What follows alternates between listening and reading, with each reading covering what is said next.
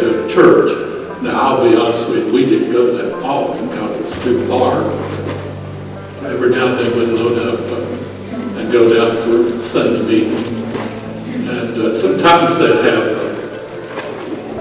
evangelists that come up here and have church somewhere. Everybody went then when it was close, it wasn't that far to walk. But anyway, just told me about this girl that lived in Elkmont, or lived in, I told her it's getting old, that lived over in the Glades, and her name was Jemima. And I said, well, what's her last name? And he said, Ownby. I said, Ownby, that's the same as mine. Well, it turns out she was a little bit kin, but it was far enough off in the mountains so that it didn't matter. A lot closer kin than that hitched up around here looking at. And they say if you marry someone too close to kin, that they won't have any sense. And there's a lot of people running around here that don't make sense. So I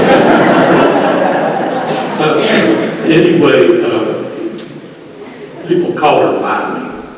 And sure enough, I think that you figured out we were about fourth cousins or something like that. It wasn't too close. We'd never seen each other in our lives. Well, my next question was what she looked like. And the fella was telling me, I said, what's the matter with you? You can't see. And I said, well, I can see well enough to know she's pretty. And he said, I'll tell you what we do. I'll drive you down to Gatlinburg. She'll be at church down there on Sunday because she goes. And when she comes out of church, I'll point her out and take a look at her. So, sure enough, next Sunday morning, we got up early, went down, waited for church to be over, and she came walking out, and he pointed her out, and she didn't look bad at all. Well, the next thing was, how am I going to approach her? I went on back to Elmont, she went back to Glades, never had met. So the postman came by about once a week, and I was telling him about my dilemma, and he said, well, send her a letter. And I said, only one problem, I can't write. And he said, well, there's folks around here that can get them to write it for you, you can tell them what to say. Well, I found a sister-in-law who could scratch out a letter pretty good, and she helped me along with what to say, because I had never done a court and I didn't know what to say. So we sent her a letter. Well, you know, the postman just comes in once a week. And then the postman don't get the Glades till that once a week. Well, it took a month. We just standing on my head every day before I heard back from her. And she wrote, and it's a pretty encouraging letter. It encouraged me enough till I sent her another. This went back and forth till I decided I'm ready to meet her, and I put that in the letter, or had it put in the letter, and we agreed, and I got me away all the way over the Glades to meet her and meet her family. Her daddy had died back in an accident back when she was just a very young child, and they had a very rough time growing up. But anyway, it was a fine family of people, and you know, she's 35 years old too, and her mama was thinking she's never going to get rid of her, I guess, so she was all about it. She's all about it. So we went into Gatlinburg, not that same day, but pretty soon after that, we went into Gatlinburg, and the preacher, the last name Ownby, married her. Now, keep in mind, Mike had never been to Elkmont in her life. Like I said, it wasn't far, but it's a long ways back in those days when you walked everywhere you went. Well, she expected, I guess, that it looked a lot like the Glades, you know, the mountains and the streams and birds and everything. Well, when we got into Elmont, she started looking around. All this land was clear cut, washed out. It's pitiful looking, I'll have to say. I've never seen such a sad look on anybody's face in my life. I'm sure she's thinking, what in the world have I done? But anyway, we went on up to the house, which is a little bit past where it looks so bad. she moved in with my mom and daddy, and she loved them both, just like I did. And that's where we lived all of our married years, right up to into her life. She died 2 years back, and oh, did I miss her. But anyway, I'll never forget that look on her face the day that she first saw Elmont. And I guess a lot of other people felt that way. A little hard to believe now when you look around, it's all green and pretty again. But sure wasn't like that back then. But I got me a job. Well, I had a lot of jobs, to be honest with you. I run a little mill. I had people would bring corn and what have you to me, and I'd grind it for them for a fee. And people said I charged a little too much. I hate to admit this. Some of my own family would tell their kids and send them to get your meal ground out. Don't go up to Uncle Lem's, go over to Uncle Levi Trentham's, because Uncle Lem hold a gun to their head and charge you too much. But I tried to make every penny I could. I'll admit that. But I got a job for the Little River Lumber Company and went to work for them. I can't say it wasn't hard work. Oh, it was hard work. Backbreaking work. But it paid good. It paid better than anything we'd ever had. Not only did the men folk find jobs there, some of these big shots that run the company were living up there, and they would hire the women folks to come in and clean the house and do domestic jobs. So both the men and the women could make some money. So it was a good thing. Well, I didn't stay with it too many years. First of all, my eyesight sure didn't get any better as the years went on. And they had me operate a piece of machinery, work about 10 minutes and then stop. Work about 10 minutes and then stop. And it's just enough to wear me out. Finally, one day I just picked up my lunch box and said, if this is the best you do, I'm going to the house. And I never worked another day for them. I found other ways to make money. I'd always been interested in bees, and I had a few bees, and I said, I'll just get some more bees, and I'll sell honey. Now, if you look out here in the yard, right by the coal bin, you'll see my bees. People are a little bit surprised sometimes that I can still rob the bees as blind as I am. They call me legally blind now. I have a hard time seeing you.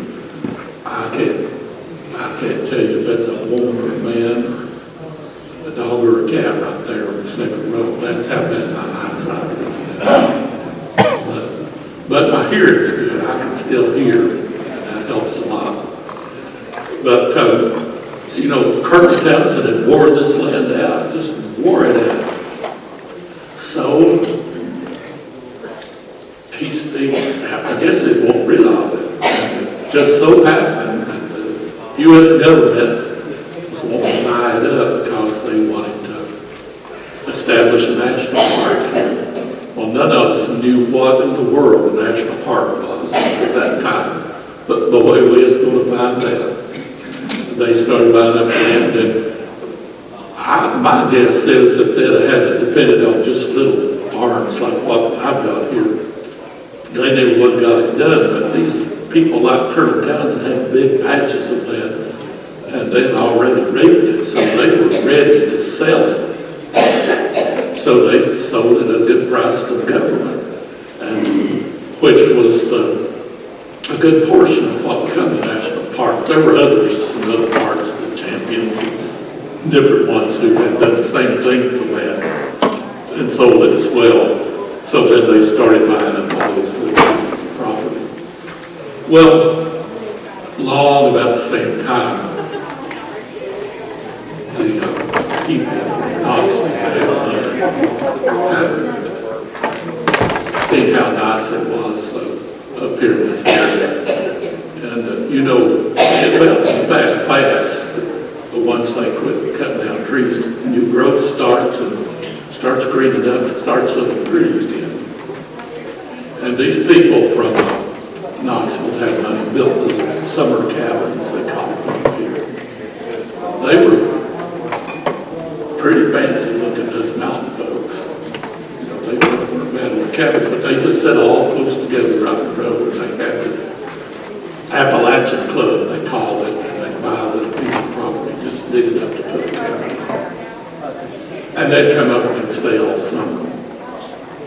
Well, it was a pretty good thing to have nearby as a neighbor. Not all mountain folks were that lucky because they needed, the women all wanted help, wanted women folk to come in and work to help with the ironing and cooking and all that stuff. The Wonderland Hotel had this big dining room. They wanted not only people working, but they wanted us men to go hunting and provide the meat for the table. So I made a lot of money hunting bears and bringing them to the Wonderland to sell, and turkeys and just any kind of game that I could find, and they bought it up. Now, some of my relatives and friends that had better eyesight than I did would lead hikes. These people with money would pay to be led on a hike. Can you believe that? They paid somebody to take them on a hike. This old guy, Sam Cook, he's a distant relative. He led a lot of those hikes. He just led a lot of them. Well, one day, he took a group of these fancy women, and they dressed up to kill to go on the hike. And took me to death. But anyway, Sam led them on a hike, and they left the Appalachian Club and had their lunches packed and gone for what they thought would be a day. Well, it wasn't no time till they came back, and you could tell every one of the women was in a huff. They was mad about something, and they went left, and they went right, and they took off. And one of the fellers around there looked at Sam and said, "What in the world happened?" And he said, "Well, you're not going to believe this," but he said, "We saw some bear scat out on the trail." They asked me what it was, and I just told them. Evidently, they never had heard the real word for scat. But anyway, a lot of things happen like that with the mountain folks. We got along good, but sometimes there was a little bit of communication problems with all that. But anyway, the government started buying up smaller little farms, and a lot of folks were tickled to death to sell their farm. You know, they thought we could move to Knoxville, or we could move to Maryville, or we could move to Sevier County, and we could buy a little place with this money, and we won't have as hard a time making a living. That's what they thought. I guess they just didn't think about what they was giving up. I just didn't want to give this peaceful place here with the river, the creek, the James Creek running right beside my cabin, and the tranquility that I had. I didn't want to give that up. Well, I thought I was going to have to there at first. I didn't think I was going to have any choice. But I heard that these suburb people that I told you about was working out deals. They was getting a lawyer, and they was working out where they could have a lease, a lifetime lease they called it, and they could stay there the rest of their lives on the property and get a portion of what they had got for it. And when they went, then the property would go to the national park. Well, I thought, if they can do it, I can. So I hitched me a ride to Sevierville. What this lawyer, they called him Judge Payne. I think he'd been a judge for about a day or two, but he was like, and he said, "Yeah," he said, "I've done this for other people, I can work it out." But he said, "Now I'm going to warn you, once this park comes in, a lot of these things you've always been used to will be gone." He said, the church, it'll be gone eventually, the stores and all that. I said, "Don't bother me, I said, let people before they come, I can stay after they're gone." And so I managed to work it out. It was called a lifetime lease agreement, that I could live here as long as I lived. Well, I guess I was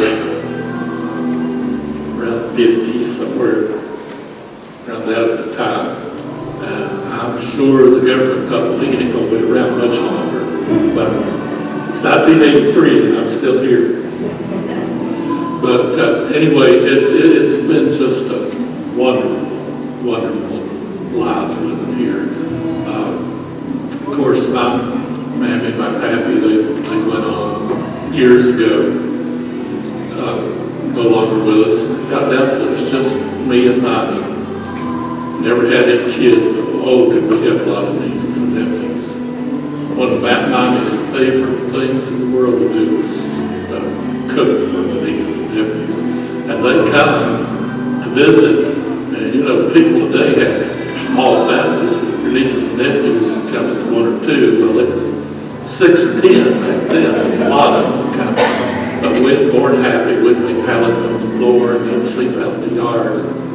They loved the bees being around and the apple orchard and everything about it. So we got a lot of pleasure out of them. And now let me tell you something I did. Once the women folk had all married off, and Mommy was getting, well, I did this before I met Mommy. But my sisters had all married. My mom was getting too old. And it was, they had always been the ones that carried the water in. So I rigged up this system, went out to town to Gatlinburg, the hardware store, bought some galvanized pipe, ran that pipe to the spring up here on the side of the mountain. Oh, I'd say about 300 or 400 yards. I couldn't tell you exactly how far. And run those pipes all the way to my back porch. Put a plug in the pipe. When I unplug, the water flows to spine. That same hardware store, I bought an old Reader washing machine, put it on that porch, and come time to wash it. Pull it over, fill it up with water, and wash the clothes. No more going down to the creek to wash clothes. So that little invention I come up with helped life a lot. I don't know. Mommy was so disappointed when she saw the place. I don't know if she had stayed at all, if she had done that. But I was always proud of myself for that. But, you know, time moves on and we get older and things change. And as the years went on, it got quieter and quieter. But there were always, I was lucky in a lot of respects. I had a lot more visitors than some folks would have had because it was close to all these summer folks down here. And they still needed their needs, but it was illegal once the park was established to hunt up here. Well, I pleaded ignorance so many times with the park ranger. Finally said the next time you're going to jail. So I had to be very careful, but that was hard on me because I'd been a hunter all my life. I just always liked to hunt. And the money got till it was good, so I really hate to give it up. And I thought, well, let's say to give it up or jail, so I finally decided I was going to have to give it up. But many a time I went out hunting with different relatives of my family. One of the funniest, well, everybody thinks it's funny at me, but I was out hunting one time, and I treated a bear. I thought I'll just lay down here, aim my gun, and I'll get a good shot. Well, about the time I aimed, the bear answered the call to nature. And my nephew Steve was with me. He laughed so hard he rolled. And he said, I said, don't you ever tell this on me. He said, are you kidding me? I can't wait to get back. And I said, well, you know, I've seen a lot of things, had a lot of things happen to me, but I've never been shit on by a bear. But things like that happen, life goes on. We always had, sitting around on the porch, we always had so many good tales to tell. I didn't ever bring that story up, but everybody else did, so it went round and around and around. Another story we used to like to tell about was back in the logging days, and there was this man that was logging there, and he had somehow met this girl that lived over closer to Cades Cove. people would walk a long distance back then. And his wanted to court her, and she said, well, the only way I can court you is to sit with you in church. And she went to this primitive Baptist church, and she invited him to come. And well, he was excited to death. And she told him, she said, now we're primitive Baptists and we have foot washings. And so we'll be having foot washing. Well, on Saturday night, after he'd worked all week, he cleaned up, he went down to the creek and washed his feet real good, and laid all his clothes out. Well, all of the men were matching their bed, and they that were going to pull on him. He took his socks and he had laid out, poured it full of coal, just poured him full, and he didn't know it. Well, he got up the next morning before daylight, had to get over there after church, put them socks on, took off to church. And oh, he was just proud as peacock sitting there with this girl he had such a crush on. It came time for the foot washing, and the men got on one side and the women got on the other side, and they took turns washing each other's feet. And he had washed this old feller's feet. He had to pull his socks off then, and when he did, he looked down, and his feet were just as black as tar. And he took out the side door of that church and never went back. But them things happen sometimes, and that kind of entertainment, I guess you'll say. Another thing that just I find so funny is we always had lightning bugs around here. Always did, and they'd flash on and off, you know. And we didn't think anything about it. Well, all of a sudden, this one woman lived over here at this, amongst some of the people. She read this article about these fireflies, they call them over in Africa, that they what they call synchronized. And she realized, well, we've got those right here in Elmont. Well, she made such a big deal out of it and got so much talk about it. People just come in droves now to see the lightning bugs every year that they made. And I guess, we didn't pay no attention to it, I guess it's going on all the time. We just didn't know it's anything extra special. It just happened. So it's funny what outsiders notice that we never did notice. There was a woman that lived up the way, well, she didn't live up here, but she had a summer place. And she didn't like living down there with all the society people. She had her own cabin. Her name was Jemima Ownby. And she lived about a mile up the creek here, or had the cabin up there. She bought it from one of my uncles, as a matter of fact. And she lived up there with no bathroom, just like we all did. She just really enjoyed it. And she would make rush out to paint some of the beautiful pictures you've ever seen. In fact, she painted one of my sisters breaking beans one time. I hear her in this big art museum somewhere. I'm not sure exactly where it is. She's the physical. She really did well, and she would find beauty in things we just always took for granted. So we just learned from each other. And some people think that we didn't get along, but that's just not the case. And the same way with the park service. Now, I'll be the first to admit I miss my hunting. But we've come to understand that the park rangers look out after me. And you know, it all works out. They even allowed my nephew to put his house trailer right down here. Him and his wife lives down there now. And they can check on me. She cooks meals for me far more than I need to eat or want to eat. And looks out after me. I still sell my money and put back every penny I can, you know, to live on top. And I've done okay. When Mommy died, that was hard. And the last little while we had to put her in this nursing home down in Knoxville. Me not driving, been so far away. I was lucky to get somebody to take me once a week. And that went on for close to a year. And that was a tough time. But when Mommy died, I had made her a promise that I would not bury her up here in what they call the Levi Cemetery in Elkmont, because she had had that one request.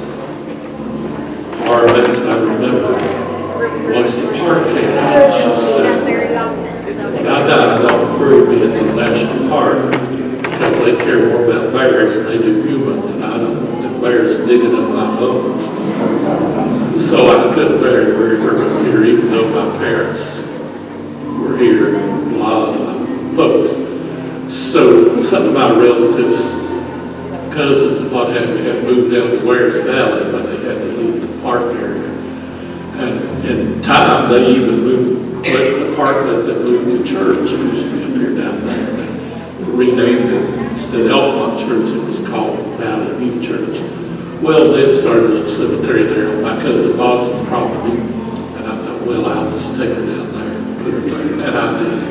And I put my own rock there. And someday soon, I'll be joining my down there.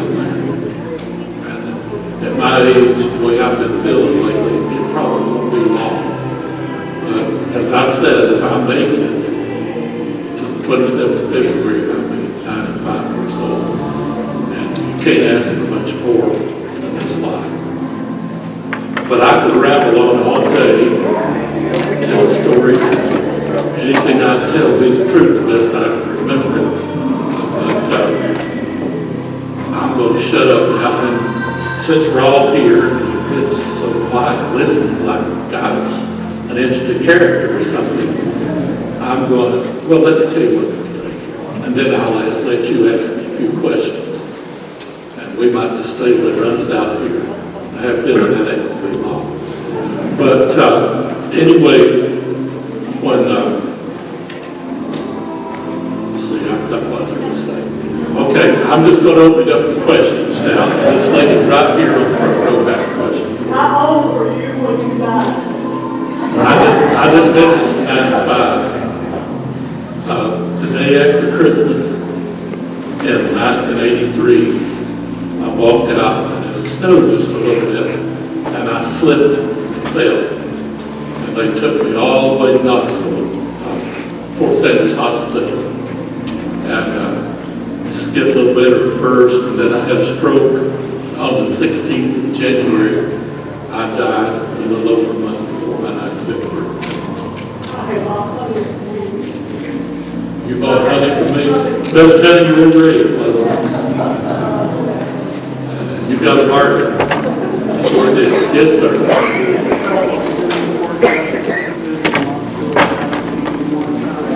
They came to see me, but they didn't see me. He was asking a Supreme Court justice to come to see me one time, and they did. I should have told that too. Like I told you, I could get stories all day. But anyway, this man named Foster Arnett, who kind of walked here in Knoxville after coming up here. And they had a big convention going on together. And he invited some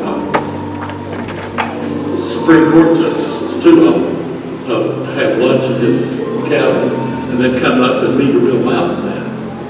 Well, here they come, walking up to my house. I heard, and I used to do that all the time. I just said, who's out there? And I could hear Foster's big mouth. He said, is that you, Foster Arnett? Yes, I said, it's me. And I brought two famous guests up here to see him. I said, in Washington. He said, yes. And I said, I ain't having nothing to do with him. And I slammed the door and sat back down in his chair. I hear he got ridiculed about that as much as I did the bears. Any other questions? Did you and your wife have children? No, we did not have any children. I left my money, and I had more money than most people thought I did, because I didn't spend a lot. I left it to the children's home in Nashville.